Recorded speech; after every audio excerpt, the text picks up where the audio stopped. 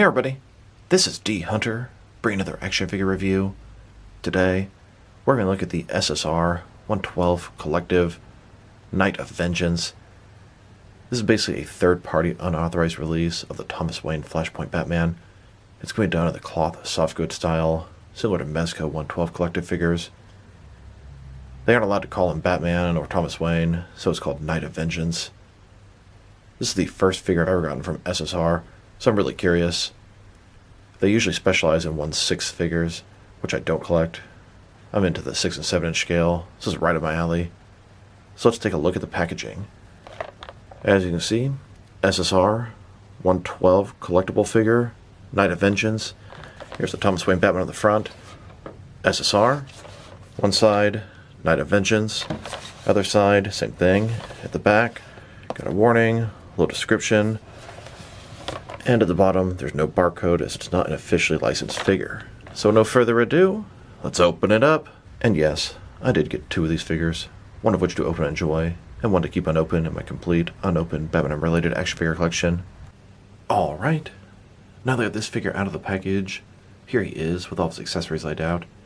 He comes with 4 alternate hands, totaling 6 interchangeable hands, 2 heads, 1 masked, 1 unmasked, 2 pistols, a sword, and then 2 extra hands, which I believe are for the upcoming SSR Endgame Joker.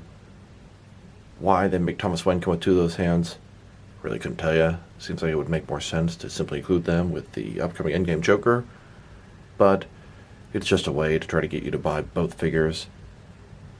So I guess if you want these certain kind of gripping hands with that Joker, you gotta buy this Thomas Wayne. But before I take a look at all those, let's talk about and check out the actual figure. So this is Batman from Flashpoint, Thomas Wayne from another multiverse. In this universe, in that alleyway, Bruce Wayne got killed, not Thomas and Martha Wayne. Thomas Wayne ended up becoming Batman. Martha Wayne went crazy and became the Joker.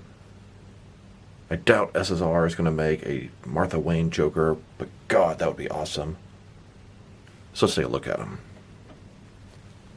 Starting with his head here. Looks pretty good. Definitely older. He's got that gray hair, parted on the side. Pretty stern look. Signature Batman type look. Going further down, he's got that different outfit. Gray, red, black.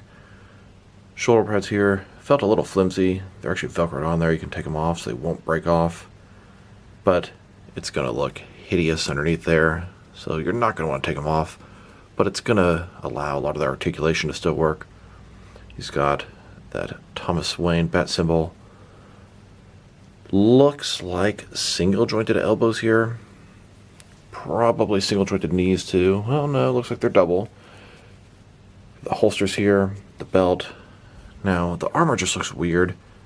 Armor in this very middle part here. Belt seems, I don't know, a little bit higher up than I'd expect.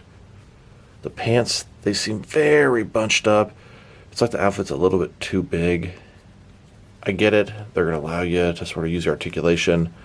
I don't know. It just looks kind of bad. Just too bunched up. Cape itself is kind of wrinkled for the packaging. It's a little bit disappointing. Yeah, I can probably fix that. Wish I didn't have to. Mesco does a pretty good job packaging up their figures so they don't end up wrinkled like that. I don't know, but this armor with the abs just looks weird to me. Still, figure does look nice. I'm happy to add another Thomas Wayne to the collection, and just a closer look at his face and head sculpt.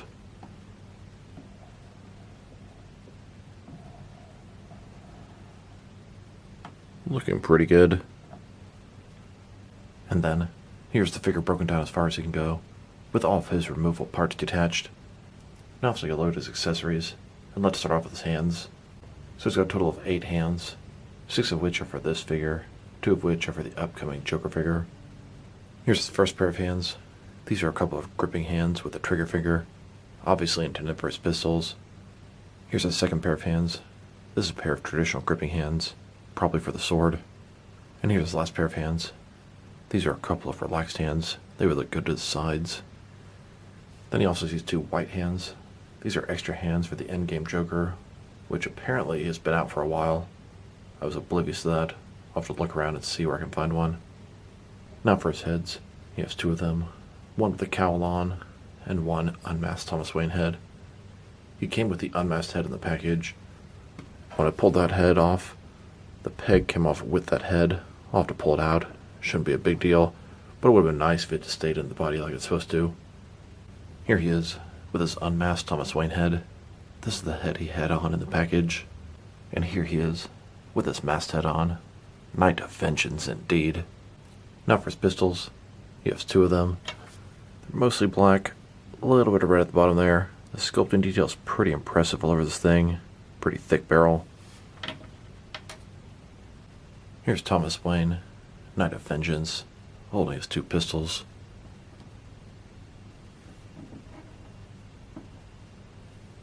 And here he is, holstering those two pistols.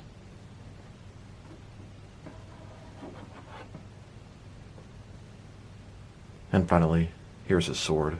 I believe this is the sword he used to kill Reverse Flash. Sword itself looks pretty good. It's got a long silver blade. Sculpting details pretty nice. And then of course we have the handle. Got gold chrome, red where he holds it. Nice sculpted detail where he grips it. In order to put the sword into his hand, you're able to slide the bottom part of the sword off. That way you can slip it into his tight gripping hand. Here's Thomas Wayne holding that sword. And unfortunately, even though he has two gripping hands, the swivel in his bicep or elbow is not enough for him to be able to hold the sword with two hands. Now that I've taken a pretty good look at both the figure and his accessories, now let's check out his height. From bottom to the top of his head, he's standing at about 6.7 inches tall, which can translate to about 17 centimeters. I'm really pleased with his size. I was worried he was going to be really tiny, like Patriot Studios or Felix Toys, but he's more Mezco size, exactly what I was hoping for. Now for his articulation. Start with his head here. Of course, it can't rotate from side to side. Can't look up and down. Can't tilt his head from one side to the other, giving him a good amount of personality. Shoulders, ball joint, doesn't go up even 90 degrees. A little disappointing there. Up, down, around, all that good stuff. He's got a bicep cut under there. Looks like single jointed elbows. No rotation there. His wrist, rotate. Not really hinged.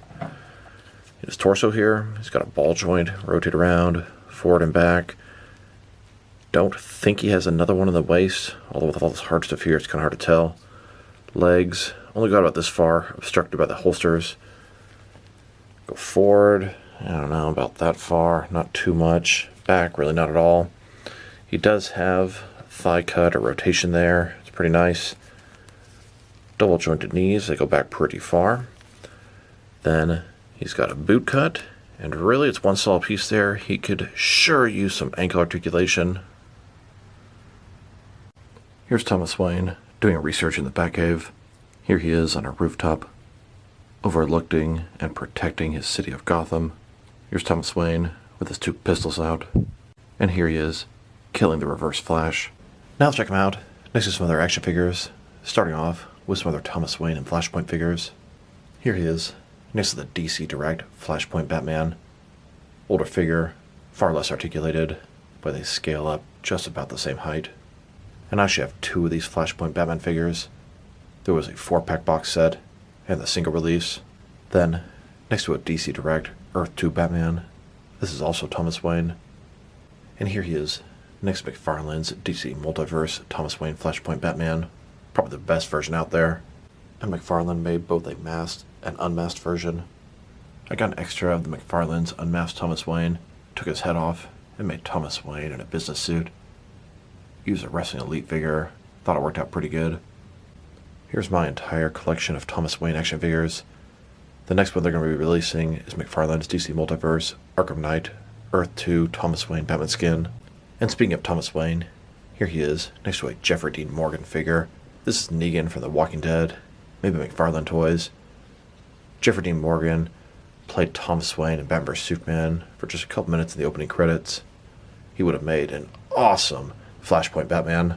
Here's the Knight of Vengeance next to DC Direct's Flashpoint figures. These are the figures that came in the 4-pack box set.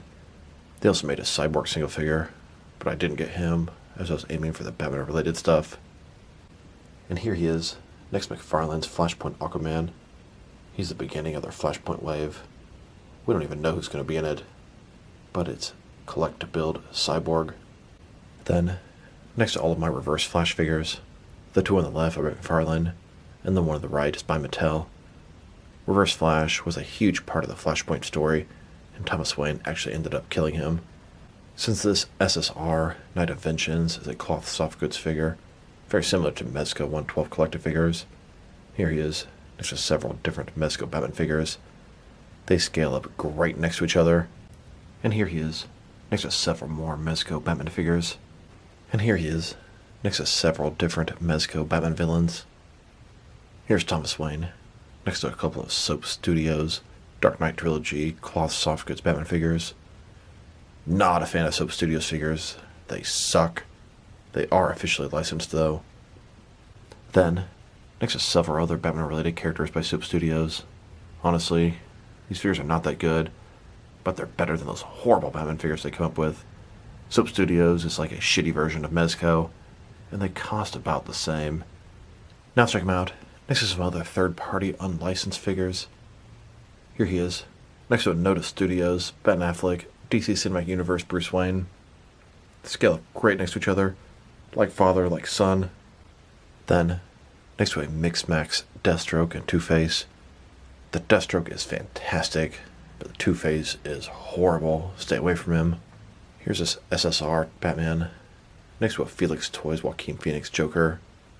No company wanted to touch the Joker movie, so you had to resort to third-party unlicensed figures, and Felix Toys did a great job. But as we move forward, a lot of these third-party unauthorized figures are smaller and smaller and smaller. A lot of them are the true 1/12 scale, which is smaller than what I'd like. And here he is, next to a couple versions of the Patriot Studios Joaquin Phoenix Joker and Arthur Fleck.